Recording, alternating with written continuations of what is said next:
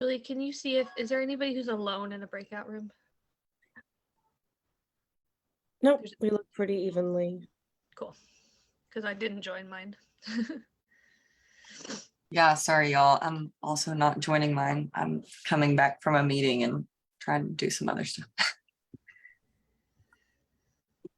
No worries.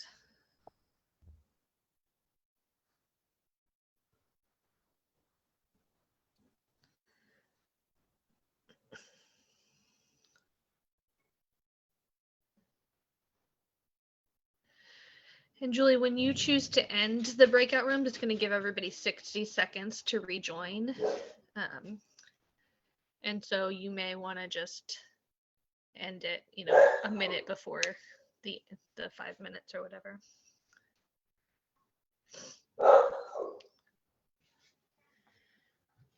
Silly dog.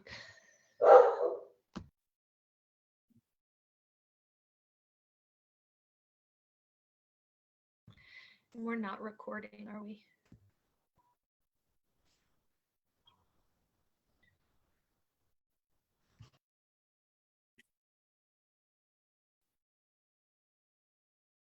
I think we're live, Kara. Can we pause the live while we're in? That's a Whitney question. Are we? I think everybody. We're good. Yeah. Yeah, we're okay.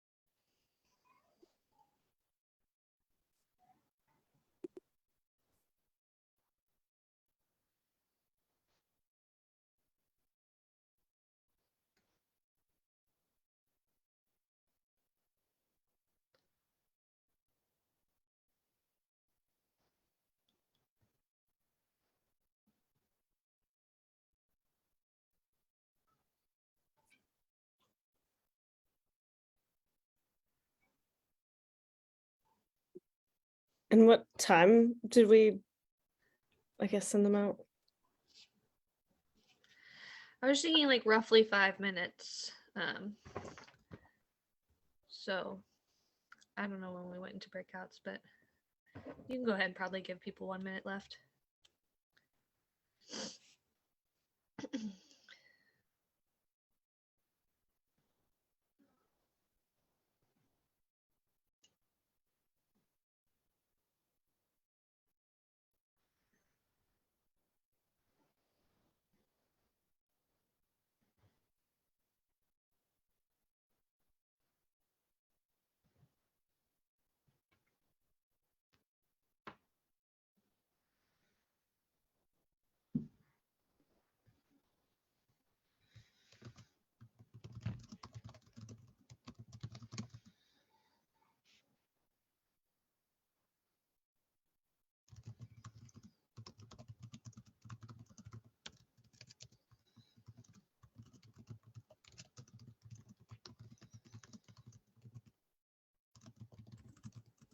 All right, people will be coming back to the main room. 30 seconds or so.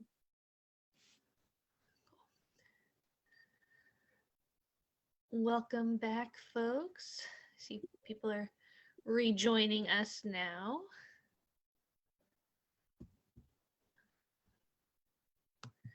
And can folks see my screen, or did we lose that? We can see it. We can Great. see it. Okay, cool. Yeah, so I'd love to hear from a few folks what came up in your breakout. Is climate a justice issue? Why or why not?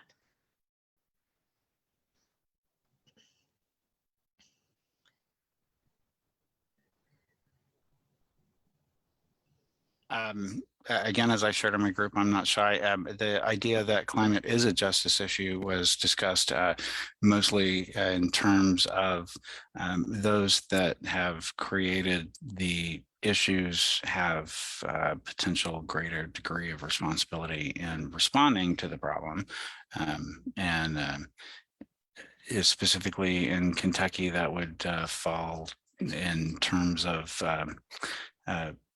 are more in the areas of the coal region, and then how to deal with solar energy and the potential benefits that the state might be able to give individuals or provide individuals from that. Not to mention the dirty industries that are placed in areas in Lowell that are the hardest hit.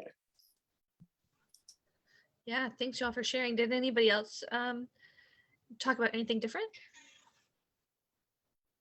Well, in our group, Lorna shared with us that she worked with the Red Cross during the floods and talked about those stories. And then I shared that I'm with the NET committee as part of the Kentuckians for the Commonwealth, where we're focusing on suggestions on how to help people through extreme climate and winter.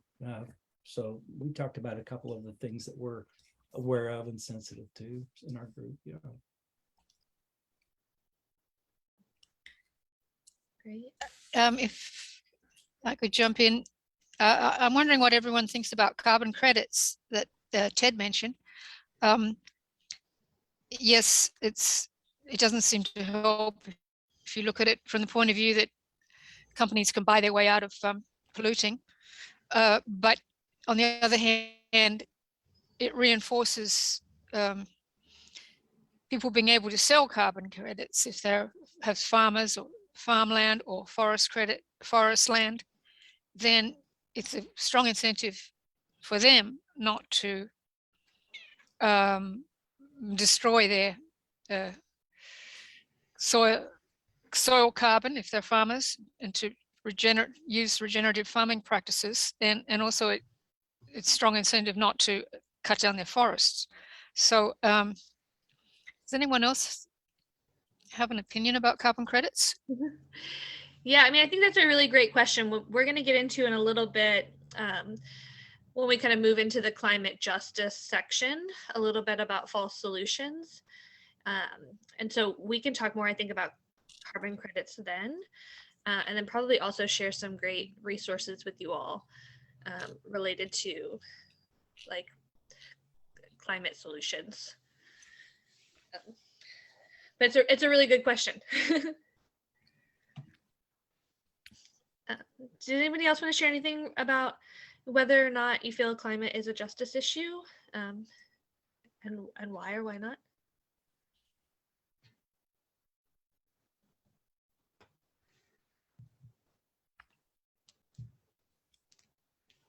Oh, hi, this is Ava. I completely agree it is an environmental justice issue because I think there's a lot of environmental racism involved, whereas where people of color tend to experience a lot more pollution and climate injustice than people of, and they have less resources to fight it than people that are so-called privileged, so to speak. Thank you. Yeah, thanks for sharing all. So it sounds like kind of across the board, folks talked about climate as being a justice issue, and we're gonna dig in more to that and what environmental justice is, and the intersections there tonight. But you know, we believe at the Kentucky Just Transition Coalition that climate is definitely a justice issue. And that, you know, the folks who are responsible for the least amount of carbon pollution and causing of climate change are going to unfortunately be the folks who are most directly impacted. First and foremost. And the climate crisis will impact all of us, but it's going to impact our already marginalized and vulnerable communities first and worst. And like you said, in terms of environmental racism, some of that is not just something that happened. It happened on purpose, right? So I just wanted to go ahead and define environmental justice and environmental racism for folks before we move into a little bit more about the history of environmental justice. So when we talk about environmental justice, we're talking about environmental justice as being the fair treatment and meaningful involvement of people, regardless of race, color, national origin, or income, with respect to the development, implementation, and enforcement of environmental laws, regulations, and policies. And when we talk about environmental racism, we're talking about, whether by conscious design or institutional neglect, actions and decisions that result in the disproportionate exposure of people of color to environmental hazards and environmental health burdens. And so those are, just two definitions. When we think about environmental injustice, we're talking about environmental issues that are disproportionately impacting communities of color, indigenous communities, low-income communities. So just wanted to kind of start out with that as a basis for everybody to be working with. And with that, I'm going to hand it over to you, Ebony, and you just let me know when you want me to change slides. Okay, you can go ahead and change the slide. So the history of the environmental justice movement is full of a mixture of individuals, organizations, and policy making. But I want to point out, before I kind of point out some of these pivotal moments in history, that there have been so many individuals who have fought for environmental justice well before 1964 and all through, through before then, through present day. And so I just want to acknowledge those people and acknowledge the ancestors for all the work they did to even get us to this point. And so on this timeline, we're starting out in 1964 with the the passing of the Civil Rights Act, which prohibited the federal funding of any thing that discriminated based on race, color, and national origin. In 1982, in the early 80s, in Warren County, North Carolina, thousands of tons of soil tainted with PCB was dumped in a predominantly African-American neighborhood. And so that incident was really the catalyst for a 6 weeks of protesting the siting of a landfill, and is widely recognized as the beginning of the environmental justice movement in Warren County. And then in 1984, the world was witness to tragedy that occurred in Bhopal, India, where there was a toxic gas leak at Union Carbide pesticide manufacturing facility. And that incident injured more than 500,000 people and caused an estimated 8,000 immediate deaths and 8,000 subsequent deaths.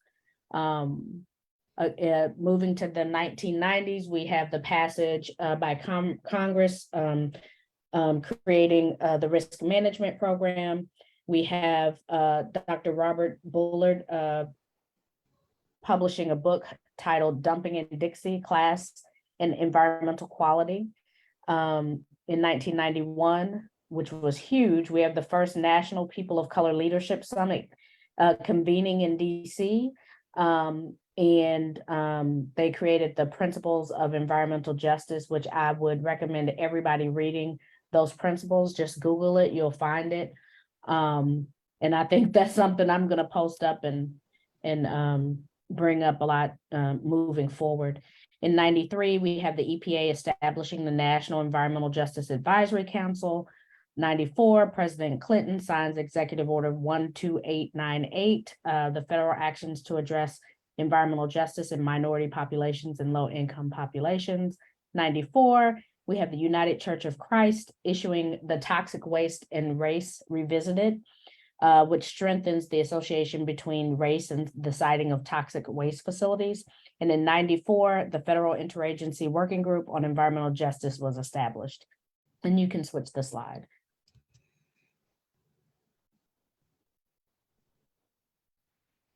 Oh, well, it wasn't supposed to be blank. Can everybody see this? Can you see? Is there a timeline on there? I can see the timeline. Can other folks? Oh, there it goes. Yes. I can see it now. And so I'm not going to read through every single one of these. And as you can see, I kind of messed up there with that 1990 in there. But we have a lot of things that have been going on over the years to push for environmental justice from both the policy standpoint, from organizational standpoint. Organizations helping to create policy.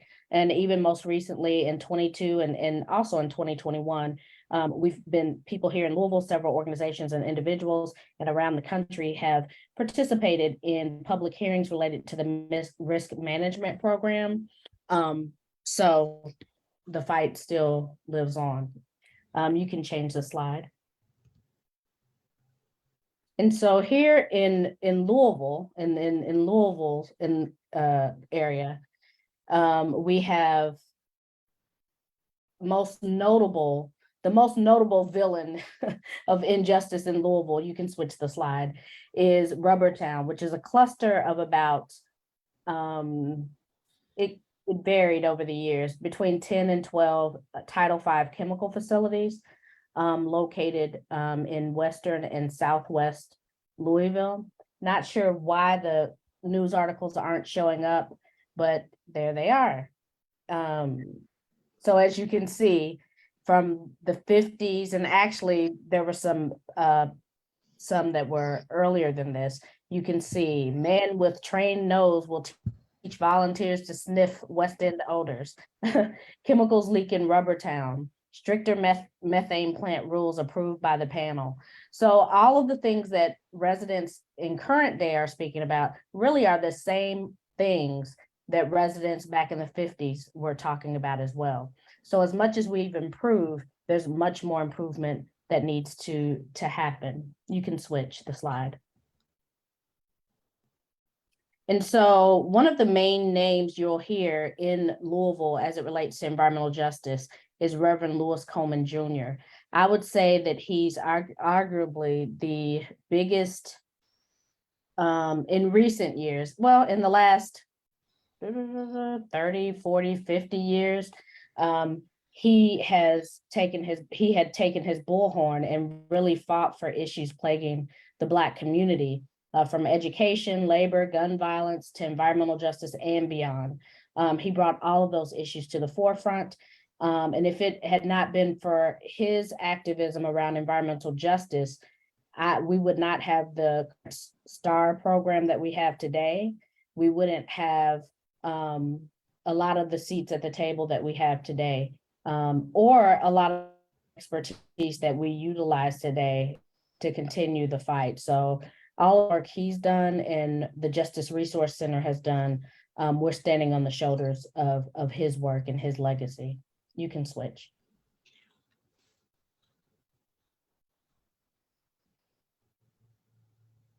My apologies for the pauses, but for some reason there's a lag, and yes. And so these are some of the pathways of exposure that exist here in Louisville. We have air emissions with the Rubbertown chemical facilities. We have a metropolitan sewer district in West Louisville, which is the largest wastewater treatment plant in the county. We have odors coming from there. We have mobile sources as well, as everybody knows. We also have water and sediment pathways of exposure. In Chickasaw Park Lake, there were dioxins identified in the sediment and in the fish. And so dioxins are known or commonly referred to as some of the most toxic substances on earth. And they're right here in our neighborhood. Drinking water, of course, with the forever chemicals. The Ohio River is tainted. We have soil contamination. One example of that is the Blackleaf pesticide company it's in West Louisville. We have landfills, we have lawns and gardens, and with the Blackleaf, that contamination actually leached into the backyards or the yards of residents living nearby. And in fact, over the summer, I received several calls from a woman who talked about the fact that on that land where Blackleaf was, there was some sort of activity that was blowing dust into the air, and she was concerned about that. So we have that, and then not to mention products that we purchase. So especially in West Louisville, there are a plethora of dollar type stores. And there have been reports recently that talk about the products in those stores geared toward children that have high levels of lead and mercury. So we're also getting exposure through products. We're getting exposure through cookware. We're also getting exposure through our food. And so these are some of the ways that we are being exposed, which is not unlike other places. But yeah, these are some of the examples. You can switch slides. And so my organization is REACT, Rubber Town Emergency Action, where we actually started out as a campaign of the Justice Resource Center that was led by the late Reverend Lewis Coleman. And so we've been fighting for justice under REACT since 2003.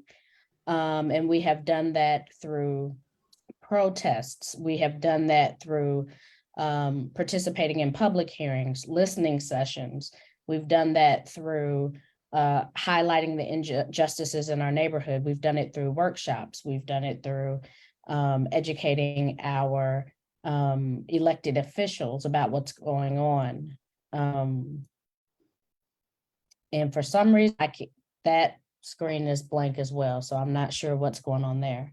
But we do continue the fight that Reverend Lewis Coleman and others before him started. And you can switch the slide. Okay, and I apologize. I'm sure it's my computer's fault that the pictures are slow to load, but we can send out this slideshow to folks afterwards so that you can see all these great pictures. Oh, there they are. So yeah, the methane, the one where you see the yellow shirts, this was at a BOZA hearing, and it was concerning the siting of methane plants that were going to be sited in the California community, in the California neighborhood. And it was probably the first time since I've been doing this work that so many people who were not connected to organizations came out to just say enough is enough. You know, we've had enough of this. And we were able, we meaning not just REACT, but REACT, other organizations, other individuals in the community were able to stop that methane plant from being built in the California community. And so I'm really happy that folks are starting to speak up more about things that are happening. And so some of the other work that we've done involve air monitoring and trainings and other things of that nature. And I also do want to mention before I leave here, other groups who have worked and have done work that's been vital to our fighting for environmental justice. And those groups include West Jefferson County Community Task Force, Kentucky Resources Council, and Until Justice Data Partners, and of course, other organizations and individuals. Cool. Thanks so much, Ebony. So I'm just going to highlight a couple of other environmental justice issues in Kentucky. I just want to recognize that there are unfortunately no shortage of environmental justice issues in Kentucky, and we just wanted to highlight a few for folks tonight, and we're certainly not going to cover all of them. So wanted to talk just briefly about coal mining and mountaintop removal coal mining, especially. Folks know coal mining has been a part of Kentucky's history for over 100 years. And for many parts of the state, coal mining has offered one of the only stable jobs. However, the history is steeped in environmental injustice, exploitation, and health impacts that particularly impact poor, rural, and working class communities. So, you know, we used to have a lot of underground mining, and many towns were built around coal mining, where the coal company actually owned the town, the housing, and the local stores. And miners were paid in scrip instead of money that could only be used in company stores. Coal mining is a dirty and dangerous job. Aside from the threat of mine collapse, mining releases harmful dust that, when inhaled, causes scarring and difficulty breathing, something that we know to be called black lung disease. And miners and their families have been fighting for decades to win healthcare for folks with black lung. And the recent passage of the Inflation Reduction Act actually helped secure federal black lung benefits in perpetuity. So folks will now be able to get their black lung benefits because of the passage of the Inflation Reduction Act. Some facts about black lung. So black lung is associated with both underground and surface mining, but tends to be more with underground mining, although we're seeing higher and higher numbers of folks who are also surface miners with black lung. 1 out of 10 underground coal miners who've worked in mines for at least 25 years were identified as having black lung. And coal miners in central Appalachia are disproportionately affected, with as many as 1 in 5 having evidence of black lung.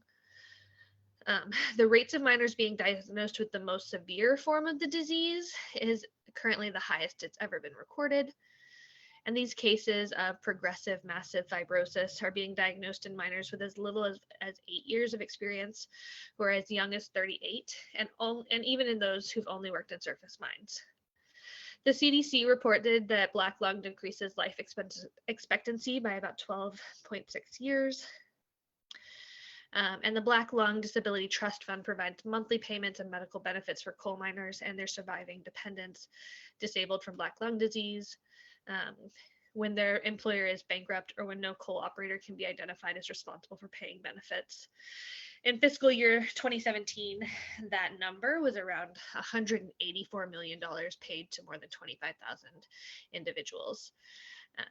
And there's a connection here in terms of as coal mines are closing, as coal companies are closing, and we're transitioning to more renewable energy sources, companies are going bankrupt, right? And so that was prior to the passage of the Inflation Reduction Act, a real concern for folks because the Black Lung Disability Trust Fund wasn't fully funded, and there was a time frame that it was funded for, but now now that will be funded forever. So wanted to just talk briefly about mountaintop removal. So mountaintop removal is the most destructive form of coal mining.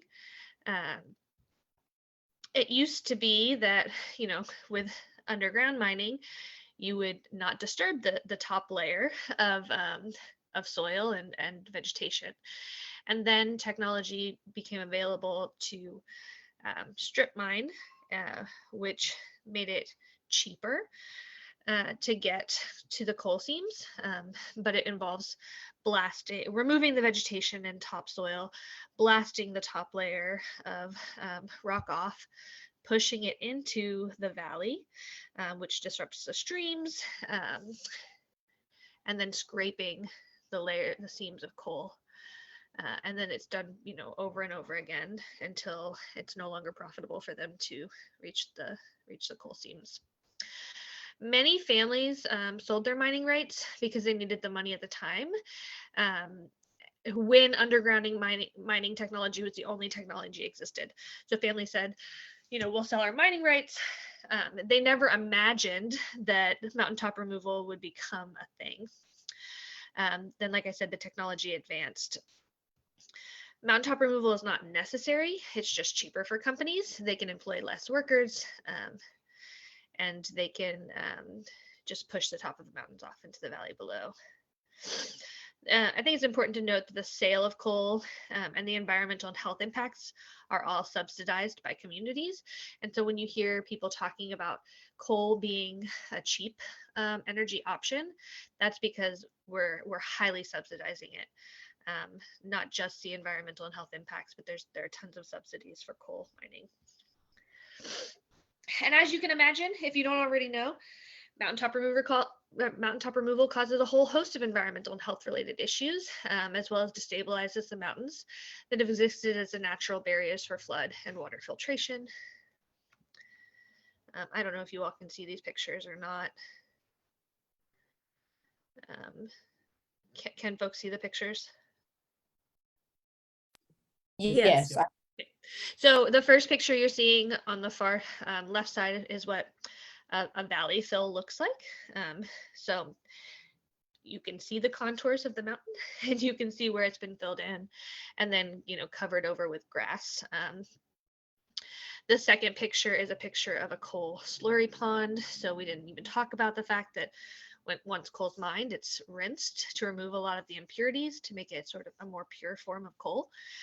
And those impurities are left in these coal sludge ponds, slurry ponds that are oftentimes not well regulated, not well monitored, and placed in precarious locations. And then the third picture is a picture of acid mine runoff. And so you can see that that stream is not the color that it should be, and that's from acid mine drainage.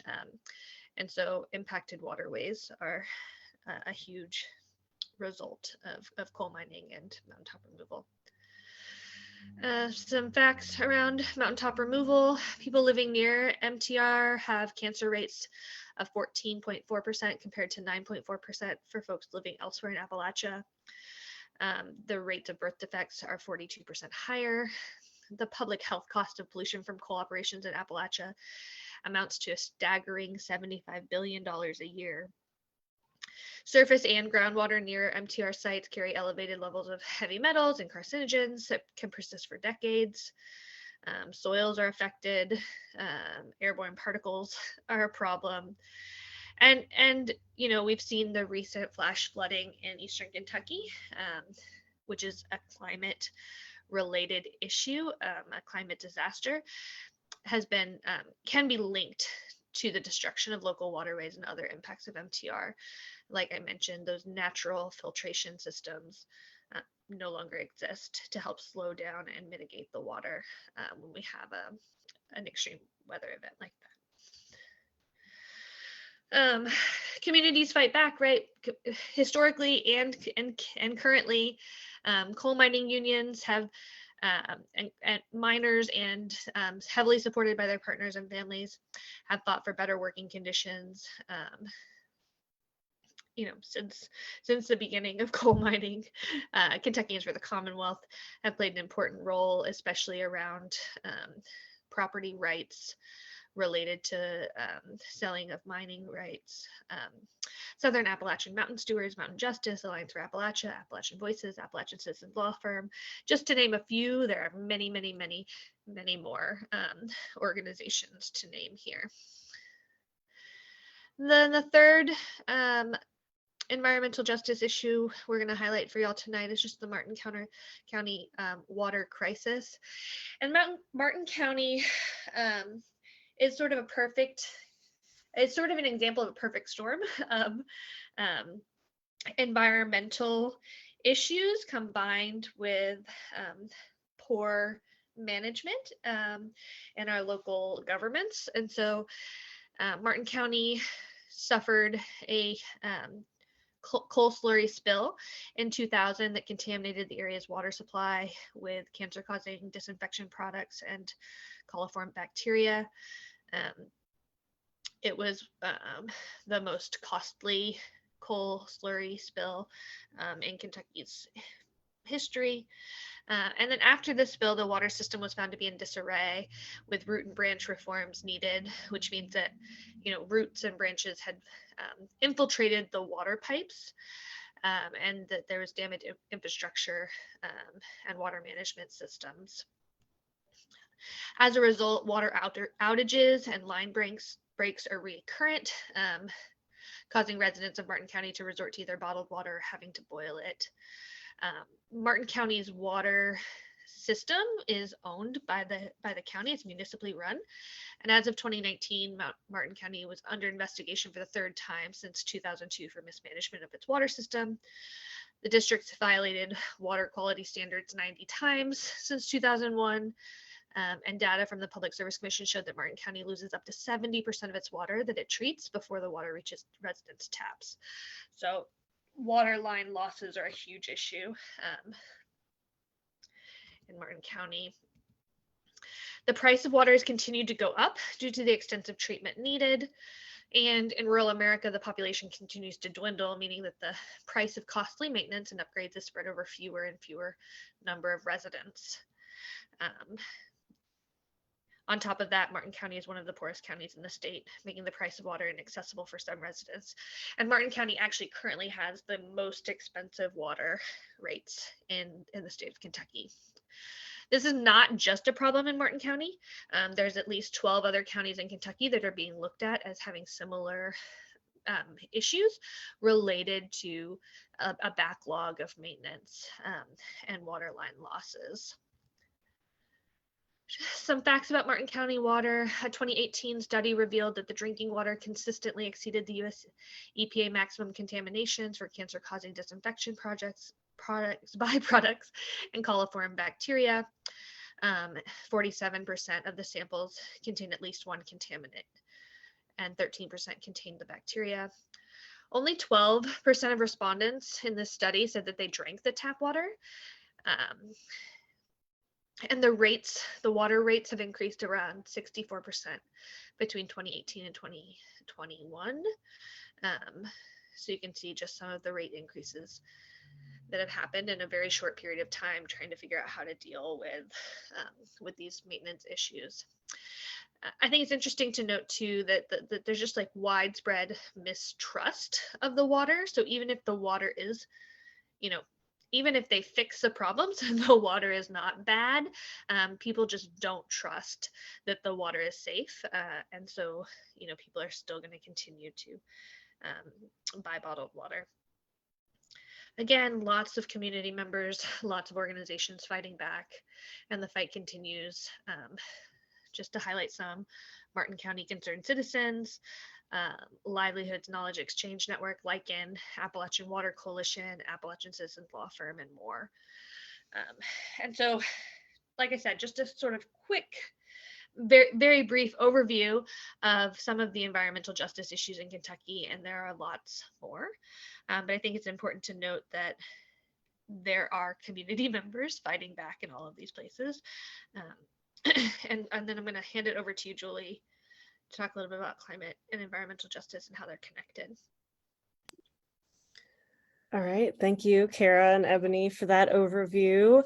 Now we're just gonna shift gears a little bit and talk about the climate crisis, because while all of these environmental crises are happening in Kentucky and all around the country and all around the world, the climate crisis is still happening and is still very real. And there's a movement that has been sometimes disconnected from the environmental justice movement that has been fighting to create solutions for the climate crisis and decarbonize our economy. So how are those interrelated? You can go to the next slide.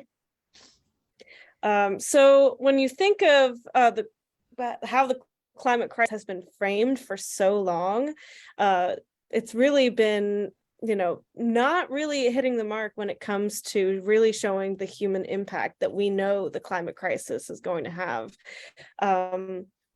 We have been inundated with images of polar bears and so many charts and graphs, and a lot of people wondering, why don't people just listen to the science, listen to the graphs? And really also a lot of imagery of just death and doom and despair. And we know that is not quite the reality, and that's not exactly what is hitting our communities as well. So, unfortunately, it didn't. These were still the top images when you search climate change on Google. But we know that if you look in the corner, that image of beautiful, clean air, blue skies, green grass, and then environmental devastation on the other side. Our communities don't have that clean air and clean water in the first place. So we know that is not going to be just a one and done climate crisis hits. And no, we've already been experiencing the environmental devastation in many ways, and especially in our communities that are the lowest income, that have been historically marginalized and redlined, and those are going to be feeling it the most. Next slide.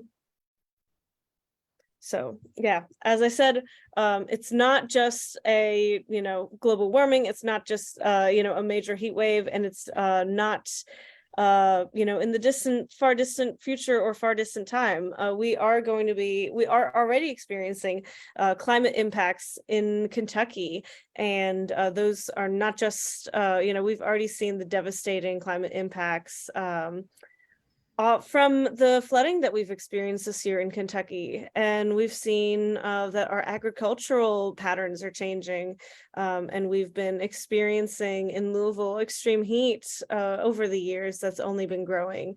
So one thing that's about climate change is that it's a threat multiplier. Whatever our communities are facing, whether that's gentrification, being priced out of housing, all of these things are going to be multiplied by climate change, because we'll be losing our housing stock that is in a livable condition without these changes and storms that the climate change is going to bring.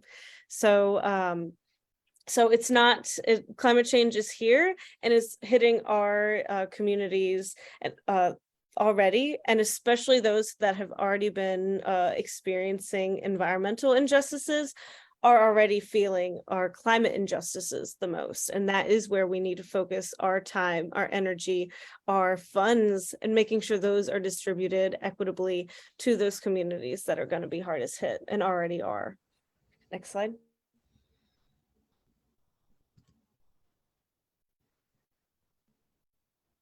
And another way that this climate crisis and environmental justice intersect in a really important way, besides all that was talked about earlier of, the coal industries and mountaintop removal causing our communities to not be as resilient to the increased flooding that we're experiencing.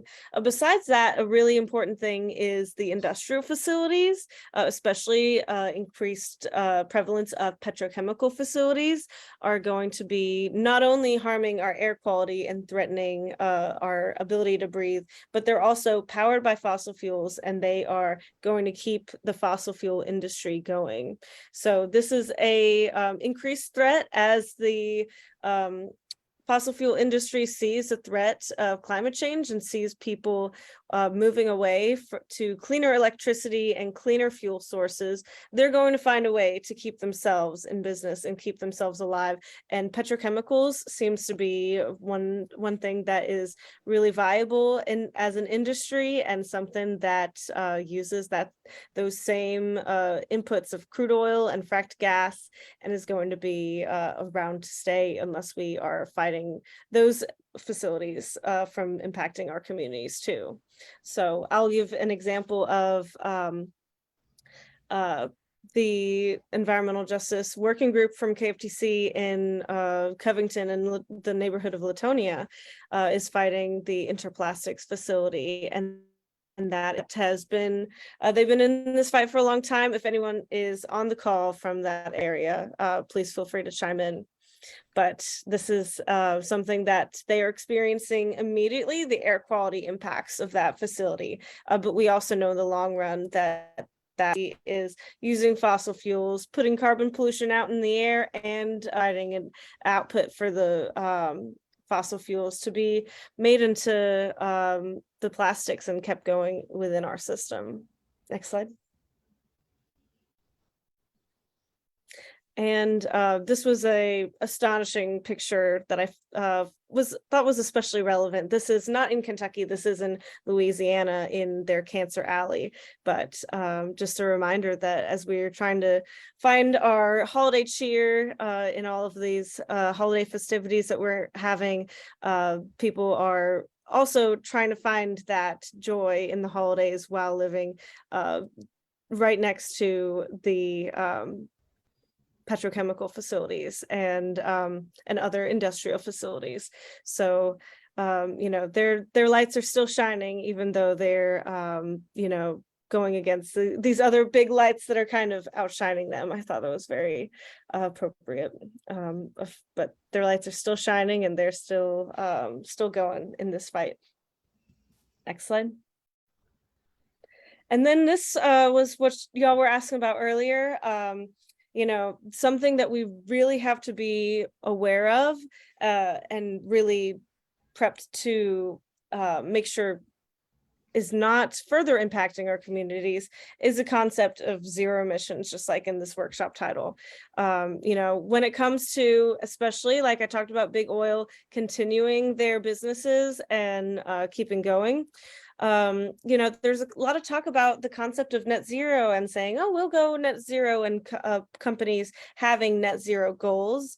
But when it says net zero, that means that they can, as long as the average overall is zero, that means that they can continue to pollute in our communities as long as they can offset that carbon, and but they'll still be producing their toxic pollution and still be putting carbon out in the air. So that is something we need to be wary of. And there's a increased movement to have a no sacrifice zones ordinance or policies. And that means that when we're talking about net zero, we do not want these facilities that are harming our communities. We don't want them to keep going just because and keep polluting in our areas just because they can offset that somewhere else, and give another area the benefits of clean air and clean water and net zero energy. But we want to have clean air and clean water where we live today.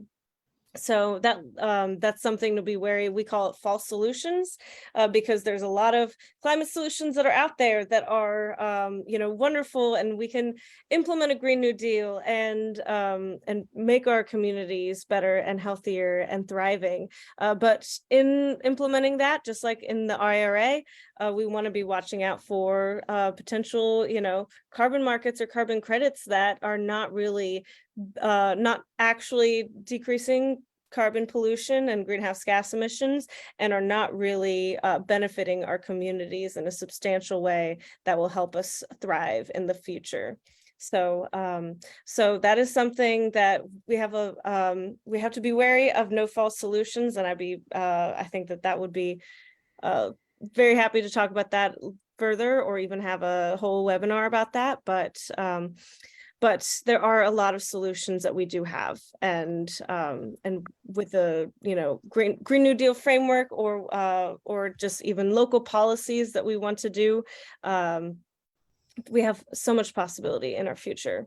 And with that, I'll send it back to Kara.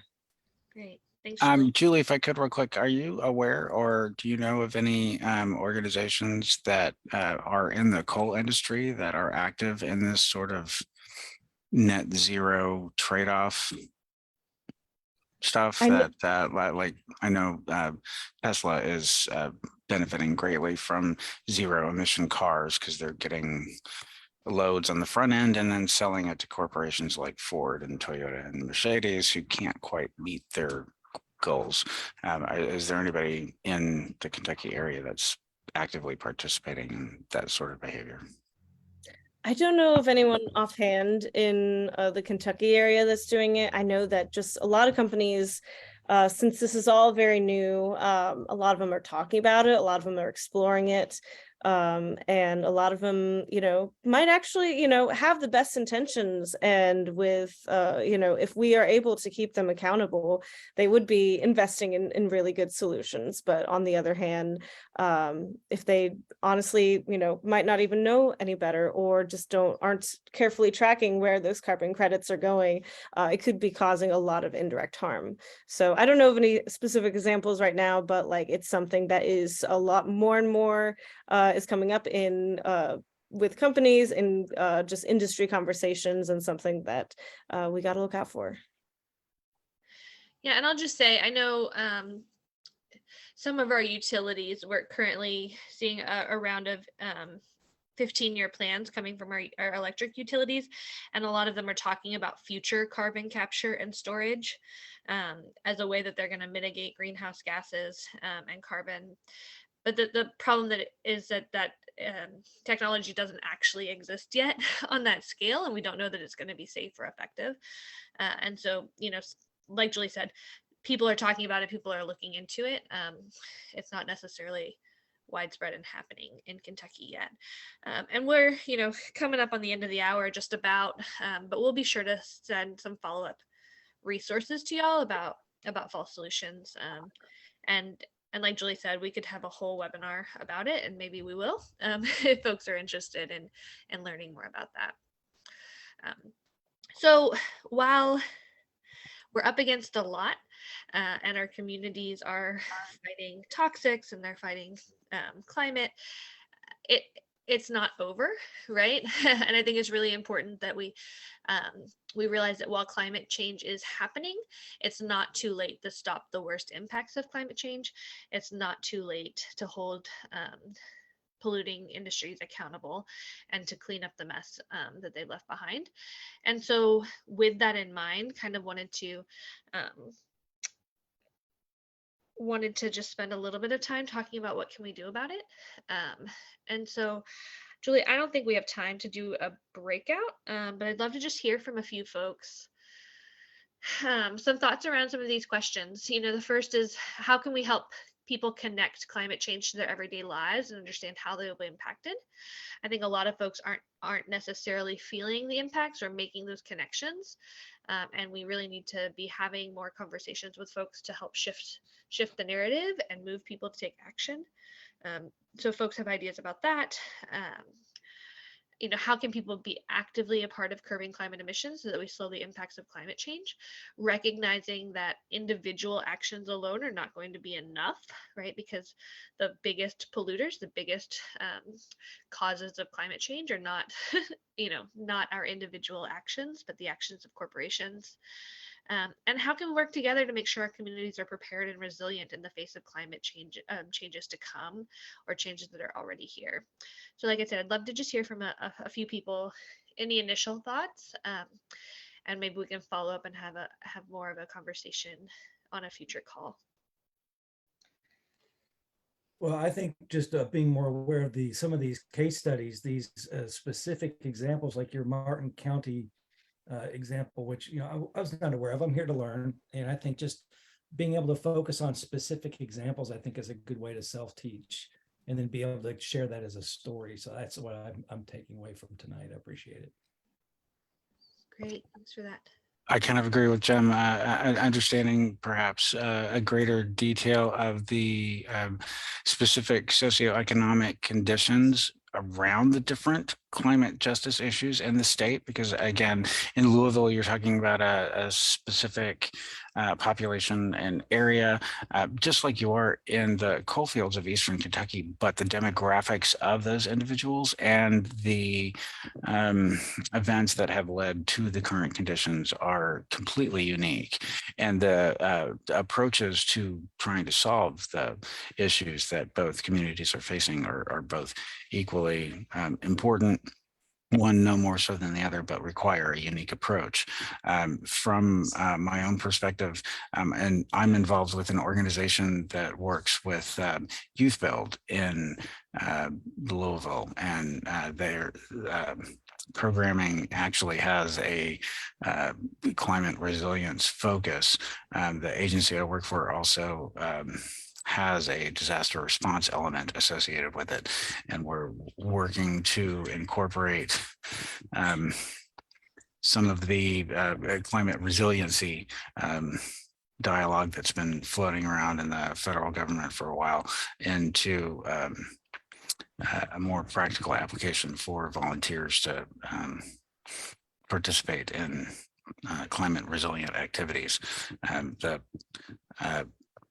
partnership or the Civilian Climate Corps, which kind of hit a dead end from the federal level. There's still a push to try to drive forward any potential progress with respect to that sort of funding and programming. And I'm also actively involved in that.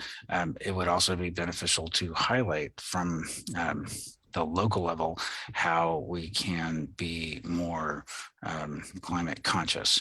And what that looks like from community to community. I think everybody's struggling with delayed pandemic fatigue and trying to figure out what the new normal is. And the whole idea of climate impact it's felt, but it's not necessarily brought into the calculation of how do we move forward. And now's the right time to do that. Thank you. Maybe just like one or two other people, yeah. So I think it's also important to acknowledge the link between the flooding that happened at the end of July in Eastern Kentucky, and the legacy of the coal industry and how it exasperated the problems.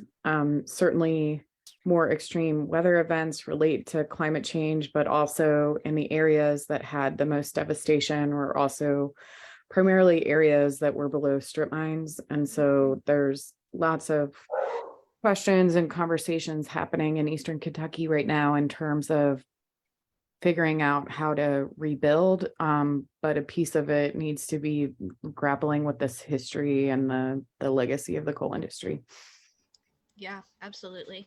And I think we have a responsibility to tell that story, as well as to make the connection that when we talk about disaster relief, we're talking about climate disaster relief, right? When we're talking about the tornadoes last year in Western Kentucky, like fueled by a changing climate.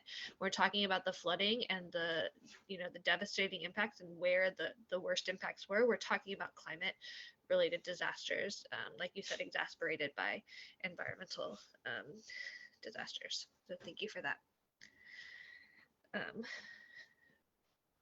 So we don't have enough time to talk about this. We'd love to talk more. And if you're interested in talking more and you're in the Louisville area, you can join KFTC on December 15th for a Louisville climate justice conversation. So that's this Thursday at 6 p.m. And we can follow up with the registration link for that, or someone can drop it in the chat if it hasn't happened already. And then we have a couple more workshops coming up.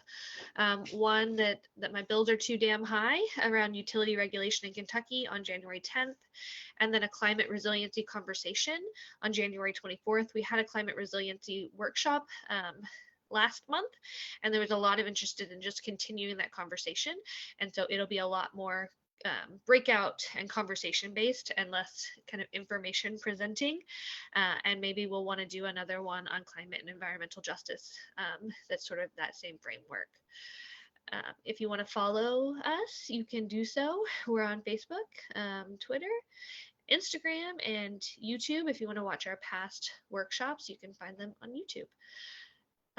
So happy to just go ahead and wrap, but if folks have any questions or last comments, we can also hang out for a few more minutes and take questions.